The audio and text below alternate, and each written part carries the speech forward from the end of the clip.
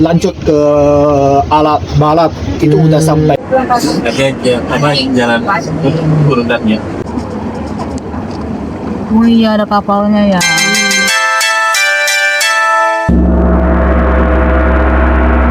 Vlog Traveling China episode 3. Ni hao, hari kedua berada di Hangzhou. Setelah sebelumnya aku bersama teman-teman Telkomsel WeTV Explore Jalan Kuno di Hefeng Street, kali ini kami akan berkunjung ke Danau Barat yang menjadi destinasi wisata andalan di Hangzhou. Sepanjang perjalanan naik bis, lokal guide kami, Kevin, menjelaskan tentang sejarah kota Hangzhou dan Danau Barat. Dan waktu itu ada satu orang, namanya Su Dongpo. Su Dongpo. Dia datang di Hangzhou karena dia menjadi wali kota sini.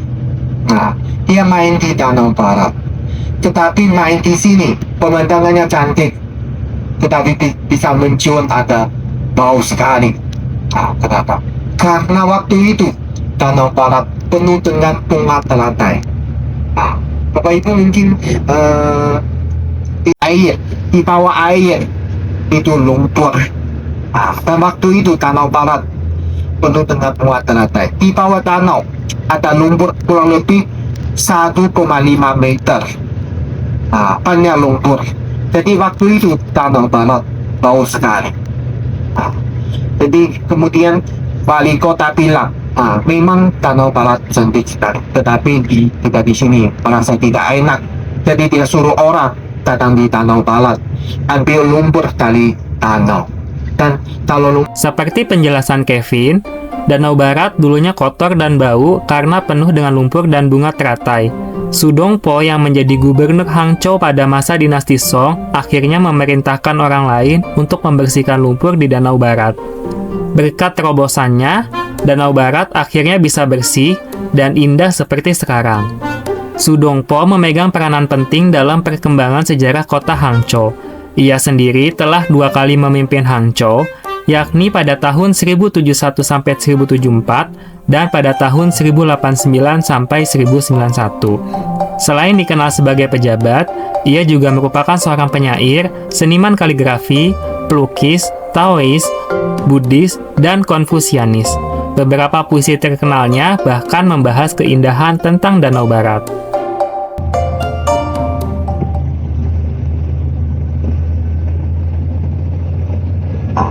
sekarang kita udah sampai daerah Danau Barat. Sebentar lagi udah turun bus. Pagi hari di Hangzhou. Ini kita mau pergi ke West Lake, salah satu danau terkenal yang ada di kota ini. Dan gue juga baru tahu kalau ternyata Hangzhou itu adalah tuan rumah dari Asian Games 2022. Setelah turun dari bis, kami berjalan kaki menuju Danau Barat. Inilah suasana pagi di sekitar Danau Barat. Karena masih masuk winter, sebagian pohon terlihat gundul karena daun-daunnya telah berguguran.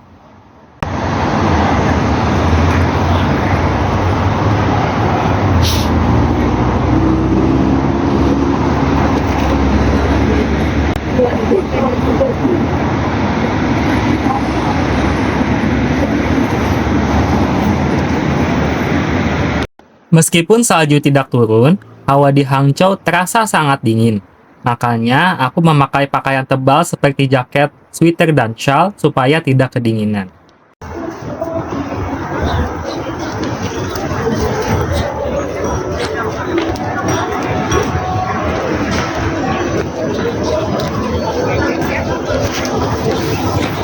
Mendekati Danau Barat, terdapat berbagai toko yang berjajar di sepanjang jalan. Di sini kita bisa membeli makanan atau pernak-pernik Hangzhou untuk dijadikan oleh-oleh.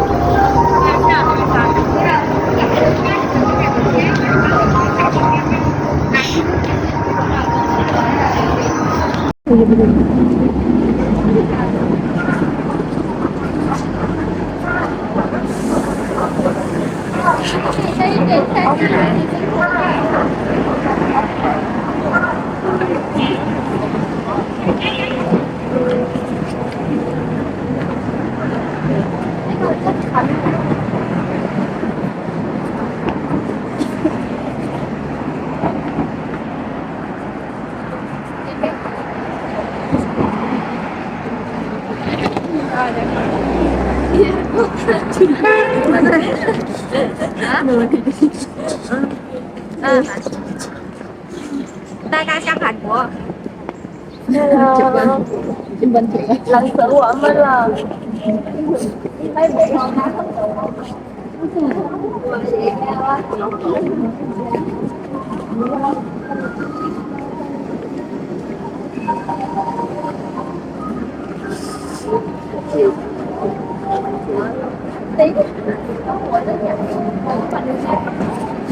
Chưa đủ lạnh nên sao mà không sơn chứ hả? Chưa đủ lạnh.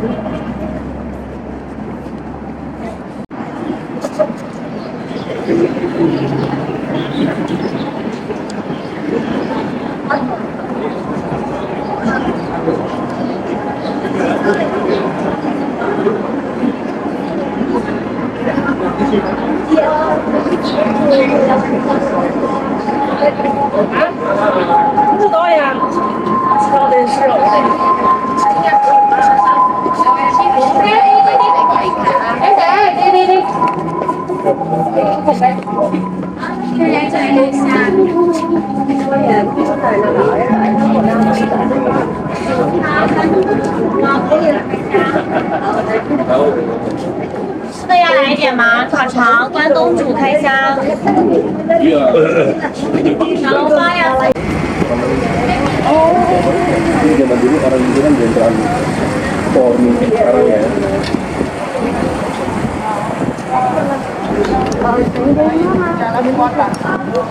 Alhamdulillah, akhirnya sampai juga di Westlake alias Danau Barat.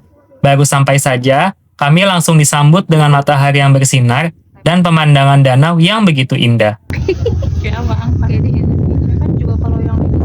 Nggak afdol ke Danau Barat kalau cuman lihat-lihat dari pinggirnya aja. Mumpung ada di sini, sekarang kami mau naik kapal untuk menyusuri Danau Barat. Kira-kira seperti apa ya pemandangannya?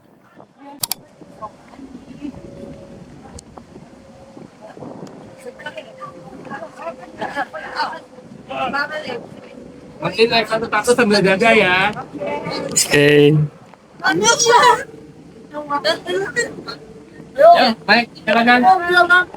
Dadah. Dadah. Dadah. Every night in my Titanic. Titanic ya? Boleh. Saya tidak bisa pernah. Wow. Naik kapal di Westlake. Kayaknya enakan di belakang deh.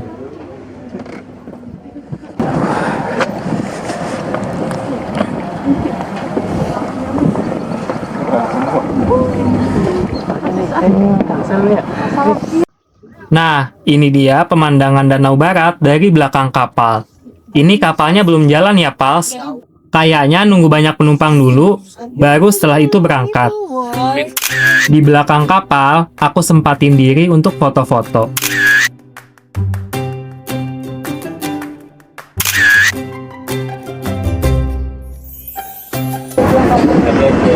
Jalan urutannya. Iya.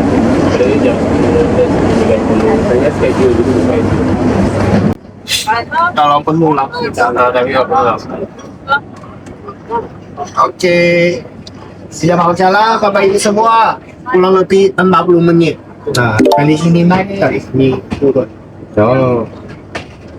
40 menit ya ini. Kita jalan melewatnya pulau. Nah, kita putar sampai sini. Dan tidak boleh cuma mencium. Nah, belum ada wangi bensin. Oh, artinya seperti tepi danau. Tapi dia di tengah danau. Terpisah danau barat jadi dua bagian. Sekarang tidak mengunjungi yang bagian besar. Air ada stage. Ada orang menari di atas. Dan di sebelah di paling ujung sana, sebagian danau. Sampai bulan 8. Di sana pun Kaisar pernah makan di sana. Oh, Kaisar pernah Sampai makan. modern, siapa pernah makan di sana? Presiden China sama Presiden Indonesia, Bapak Jokowi. Oh, di sana. Dan kalau kita duduk di atas di lantai 2, pemandangan memang cantik. Sambil makan, sambil lihat pemandangan danau barat. Lihat pemandangan yang cantik. Dan Kaisar merasa dia bagus sekali. Kasih dia banyak uang, kasih dia banyak babi. Orang China bisa makan babi. Kasih dia banyak babi. Tetapi yang banyak babi sisa, dia gak ada cara makannya, tidak bisa cepat habis. Jadi dia kasih orang yang kerja di sini, kasih mereka makan. Mungkin zaman dulu, sana kota, di sini danau barat, dan lanjut ke alat barat, itu udah sampai pinggiran kota. Tapi sekarang, ini paling pusat kota. Pusatnya di Hangzhou. Ini sekarang udah menjadi pusat. Tempat itu adalah kota lama. Waktu Asian Games ini dipakai ini juga Asian Games danau ini. Ini tidak dipakai. Oh, tidak dipakai. Mungkin mereka bisa mengunjungi sini juga. Inap mau tinggal di sini tidak bisa. Oh. Tidak boleh. Itu isinya apa pulau itu? Isinya ada rumah, Ada yang tinggal? sekarang tidak ada. Tidak ada. Zaman dulu ada. Oh, zaman dulu ada yang tinggal di situ Ada ternyata. orang kaya mau tinggal di sini supaya sejuk. Sekarang tidak ada. Danau Barat atau Shihu bukan sekedar danau biasa. Selama berabad-abad lamanya, Danau Barat menjadi inspirasi dalam berbagai puisi, lukisan, dan sastra Tiongkok. Dengan luas mencapai 6,39 km persegi, danau air tawar ini memadukan keindahan alam dengan kearifan lokal Tiongkok yang tercermin dari kuil dan pagoda yang ada di sekitarnya. Danau ini memiliki pulau alami terbesar bernama Gushan dan 3 pulau buatan yang terletak di tengah-tengah danau. Panoramanya yang memukau dan sejarahnya yang begitu kaya membuat Danau Barat diakui sebagai salah satu situs warisan dunia UNESCO pada tahun 2011. Ini danau Sama ada banyak HP. Ini danau Karena apa nih, banyak turis.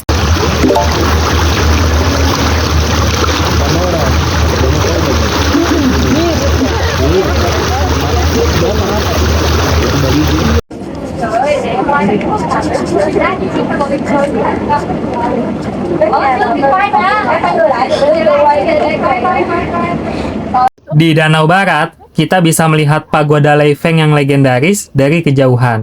Oh, di situ. Jadi yang kalau di situ mudah-mudahan bisa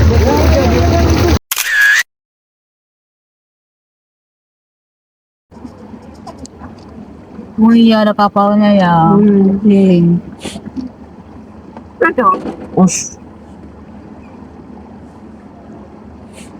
Kita bakal berhenti di pulau juga. Kita bakal berhenti di pulau. Oh, hanya mengelilingi ya. Hanya Keliling.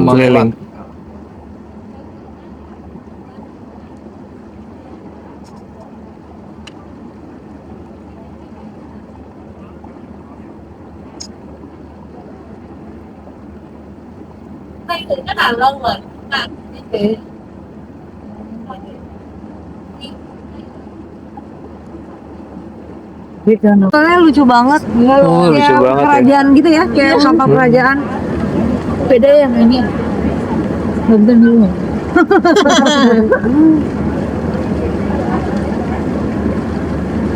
Tapi percuma kalau kita di dalam situ. Iya. Gak ada yang fotoin. Iya juga. di atas pohon. Di dalam segitiga Foto sama ada lumpur, ada batu yang tinggi. Jadi kapal susah lewat. Oh, di Jadi, sana kesana. yang seperti kapal itu, kapal kita Hah? lewat tali samping. Dia tahu di mana ada batu yang tinggi, lewat tali samping saja. Dan sampai musim panas, kalian di sebelah kanan.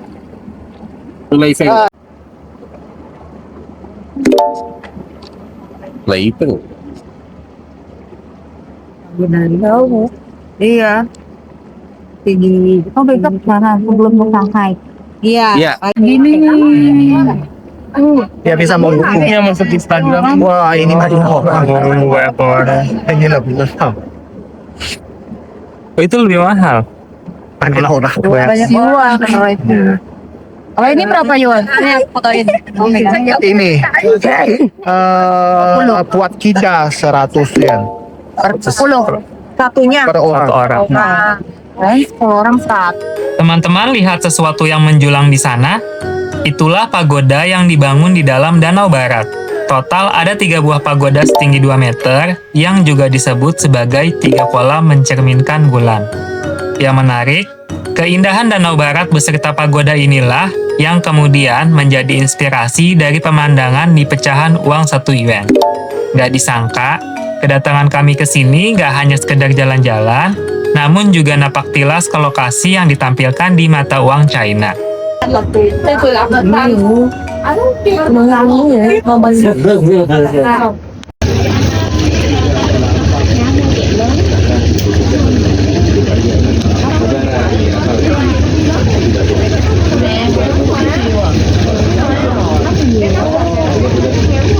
Inilah suasana di dalam kapal yang kami tumpangi.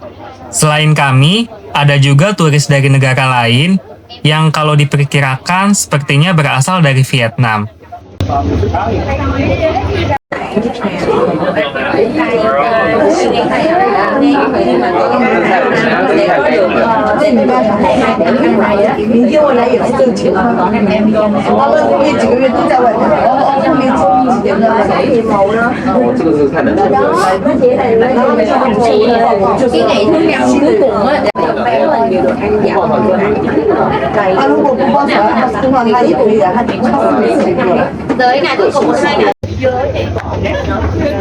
Wah, nggak berasa ternyata udah 40 menit kami menyusuri Danau Barat.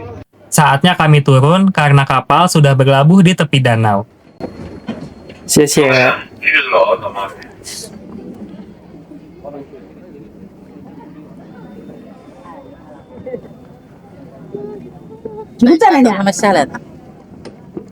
Setelah turun, aku berfoto-foto di depan kapal.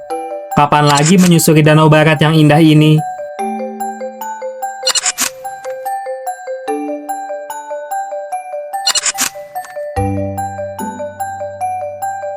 Tak lupa, kami juga berfoto bersama.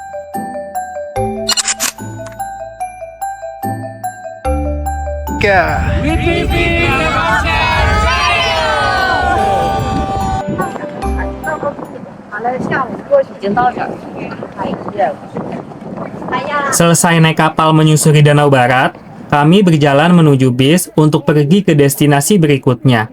Di tengah-tengah perjalanan, beberapa dari kami mampir ke toko oleh-oleh.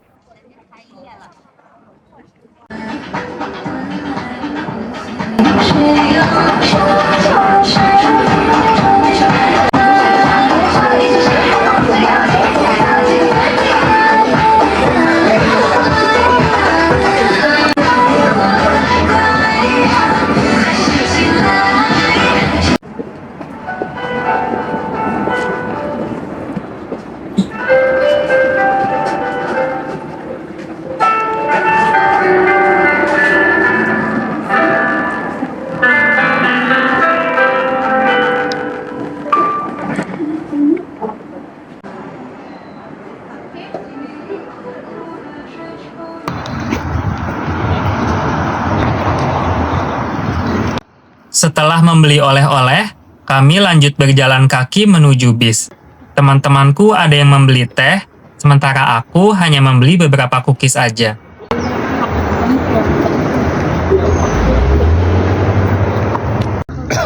Random banget, tiba-tiba aku melihat ada pengendara sepeda motor yang diberhentikan oleh polisi China. Sekian pengalaman travelingku saat naik kapal di Danau Barat. Sekarang kami sudah ada di dalam bis untuk pergi ke destinasi berikutnya karena keseruan di China masih berlanjut.